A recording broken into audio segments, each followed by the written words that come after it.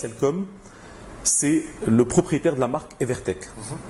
Donc la marque Evertec aujourd'hui est connue pour ses téléphones mobiles, double SIM, pour ses smartphones, pour la tablette Everpad. Et donc Cellcom a été créé en 97 au sein du groupe YH, le groupe Hermila, et a démarré son activité par de la distribution entre autres de produits sous la marque Motorola. Donc ils étaient distributeurs Motorola à la base. Ils ont commencé aussi à distribuer les cartes de recharge et les puces de Tunisiana. Et sous la direction de son management, en l'occurrence c'est Mohamed Berhouma, il a voulu à un moment donné diversifier la gamme de produits à destination du marché tunisien. Et il a commencé en parallèle de la marque Motorola, à importer des lecteurs de DVD d'une marque italienne. Donc il achetait chez son fournisseur italien des lecteurs de DVD, il les revendait sur le marché tunisien. Et un jour, à l'occasion d'une visite à son fournisseur italien, lors d'une foire en Italie, il a réalisé que ce fournisseur n'était qu'une société commerciale et qu'il détenait juste une marque qu'il faisait fabriquer dans l'usine du monde qui est la Chine ou d'autres pays qui sont producteurs de ce genre de produits.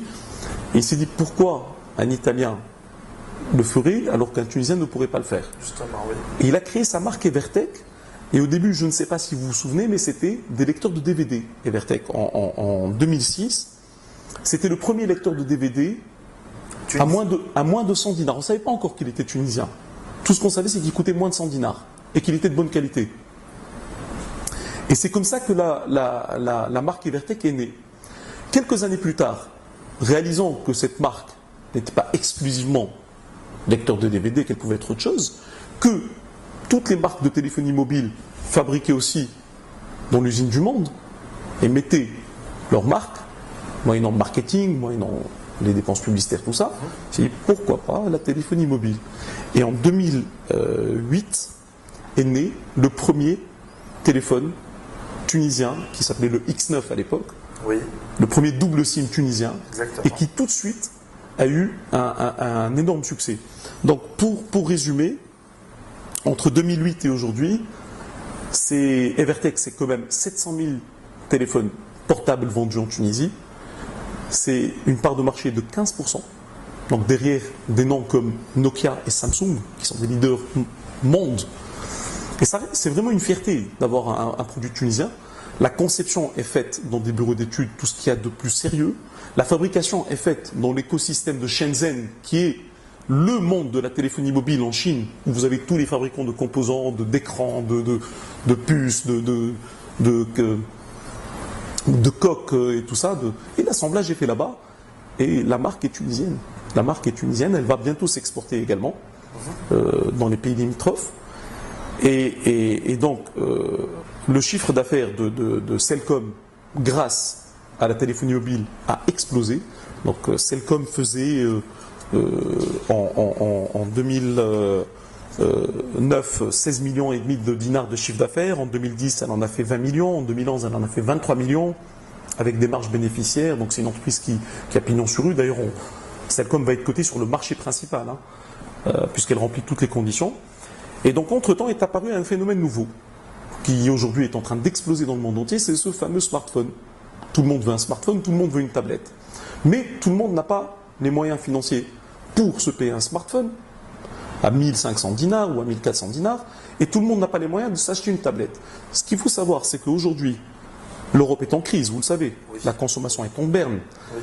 Et j'ai vu un reportage la semaine dernière aux informations de France 2 qui disait que la consommation des ménages, tous les postes de consommation des ménages en France avaient baissé, sauf le smartphone et la tablette qui explosaient. Et donc, Evertec s'est lancé dans la conception et la fabrication de smartphones et de tablettes l'année dernière, et sont sortis les premiers modèles l'année dernière. Donc c'était vraiment des essais qui ont tout de suite eu un succès énorme. Le prix étant très accessible pour la bourse du Tunisien, à savoir des prix compris entre 300 et 400 dinars, donc 3 à 4 fois moins cher que les autres produits et à qualité égale. C'est-à-dire qu'aujourd'hui vous avez vraiment des produits de qualité. Je vais vous donner quelques chiffres, juste quelques chiffres. C'est important pour comprendre bien l'opération. Le taux de pénétration du smartphone en Tunisie aujourd'hui, chiffre opérateur. Donc quand on prend, parce que les opérateurs Orange tunisiens savent quand c'est un smartphone ou un téléphone mobile normal qui se connecte à leur réseau. Donc aujourd'hui, les chiffres officiels sont de l'ordre de entre 12 et 15%. Quand dans le monde, le taux de pénétration est de 40%.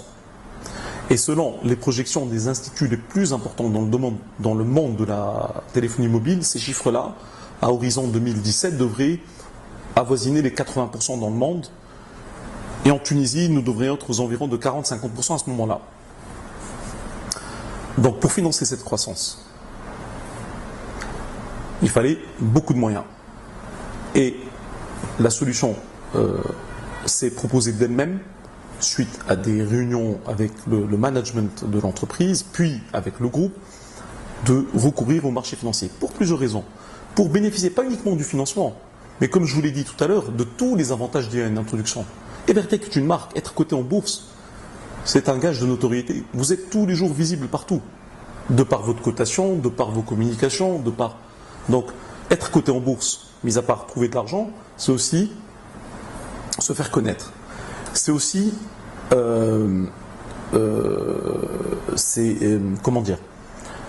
faire connaître, mais c'est aussi modifier le mode de gouvernance de l'entreprise. Une entreprise qui a une croissance très rapide, il faut la doter du mode de gouvernance qui lui permet de soutenir ce développement. Et la bourse répond à toutes ces contraintes. Et il y en a d'autres. Hein. Donc la bourse répond à toutes ces contraintes-là. Et donc l'introduction en bourse d'Evertec, c'est posé à nous comme une chose naturelle. À moi, au management de Cellcom et au groupe YH. Et nous avons commencé à travailler sur ce dossier-là en juillet 2012, donc il y a exactement un an. Et aujourd'hui, je peux vous dire que ça va être une très belle opération. C'est une opération qui va porter sur 31% du capital après introduction. Il y aura une diffusion dans le public par augmentation de capital d'un nombre de... Alors excusez-moi, donc je vous donne le chiffre exact. Donc il y aura 930 236 actions qui vont être créées, qui vont servir, elles, à financer le développement. Et il y en aura 465 118 à céder dans le cadre d'un cash-out, ce qu'on appelle. Voilà. Donc l'opération Cellcom a obtenu l'autorisation du conseil d'administration de la bourse en date du 18 juin. Le dossier est en cours d'instruction au niveau du conseil du marché financier pour l'obtention du visa. Et nous devrions placer le titre au courant de cet été, a priori. Comme je vous l'ai dit tout à l'heure, tout opérateur économique est censé être rationnel et doit pouvoir prendre ses décisions en connaissance de cause. Aujourd'hui, on manque cruellement de visibilité. Je suis moi-même opérateur économique. Je ne vous cache pas qu'aujourd'hui, j'ai un peu de mal à prendre certaines décisions, notamment engageantes sur l'avenir de la société, du fait que je ne sais pas trop qu'est-ce qui va se passer. Mais je reste extrêmement optimiste et positif, puisque nous savons que nous avons une économie qui va réagir positivement dès que les choses se seront stabilisées. Nous avons énormément de volonté des opérateurs économiques tunisiens de faire en sorte que ça redémarre.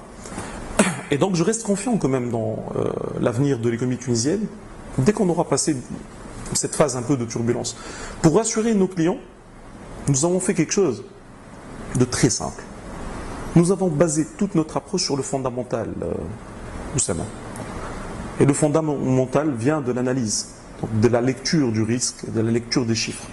Et les chiffres ne peuvent pas vous mentir.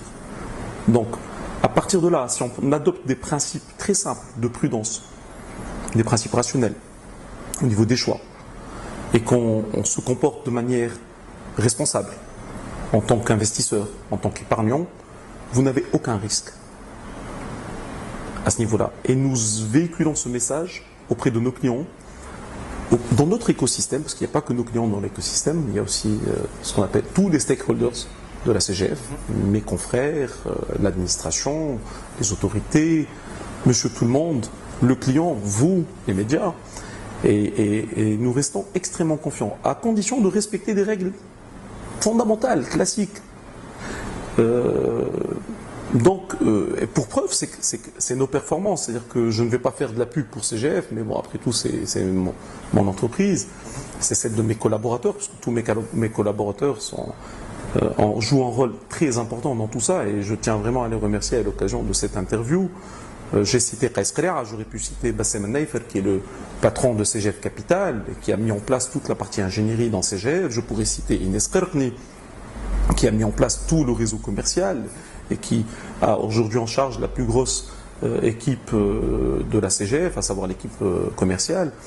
Donc ces gens-là croient en CGF, et donc croient indirectement dans l'environnement de CGF et dans l'économie tunisienne, et font tous les jours des efforts énormes, je peux vous le garantir, au détriment de beaucoup de sacrifices personnels et autres.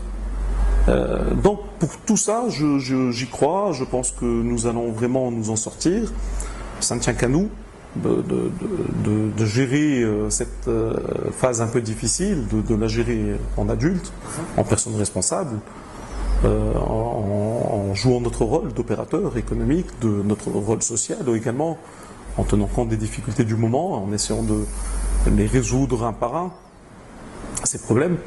Et nos clients, je tiens à les rassurer, nous sommes un métier très sérieux, nous sommes des gens très sérieux, contrairement à ce qu'on aurait pu penser d'un intermédiaire en bourse. Il y a de cela quelques années, on pensait que les intermédiaires en bourse étaient des gens pas très sérieux, puis on voit finalement, avec ce qui se passe aujourd'hui, vous le savez, il y a un grand scandale en Tunisie. Oui, on va pas en parler, mais nous ne sommes pas du tout ces gens-là. Nous sommes un métier réglementé, soumis à agrément. Nous sommes contrôlés par une administration très sérieuse qui s'appelle le Conseil du marché financier. Tous nos produits sont soumis à agrément. Nous respectons scrupuleusement les codes qui nous régissent, à savoir entre autres le code des OPCM avec les ratios prudentiels. Nous faisons aujourd'hui de la recherche objective sur les sociétés cotées, donc c'est public. Hein, je vous invite, et j'invite tous vos auditeurs ou toute personne écoutant cette interview à aller jeter un coup d'œil sur notre site web alfamena.net, et vous allez voir que vous allez être agréablement surpris par la qualité de la recommandation que nous donnons, et que si on respecte tout ça, vous n'avez aucune inquiétude. Donc voilà, pour conclure, mathématiquement parlant, on devrait faire et garder confiance. Eh ben, je vous remercie. Vous avez répondu à la question, vous avez dit mathématiquement, tout est mathématique. Si voilà, c'est ce que j'ai compris d'après votre analyse justement. Voilà. Ben, je vous remercie, Si Khaled, merci à vous. Pour cette entrevue. Vraiment, pour m'amener cette preuve de patience et de modestie, si je peux me permettre. Merci. Inch'Allah, on aura d'autres occasions pour se voir et discuter encore une fois. Avec grand plaisir. On se verra à l'occasion de l'introduction de Celcom, lors de la première communication financière, donc on vous communiquera les dates. Inch'Allah, on se verra bientôt et ça sera à la vraiment BVMT. intéressant. Oui. Voilà. Et vraiment bon courage et bonne continuation. Vous dites, mettez-nous au courant de ce qui se passe.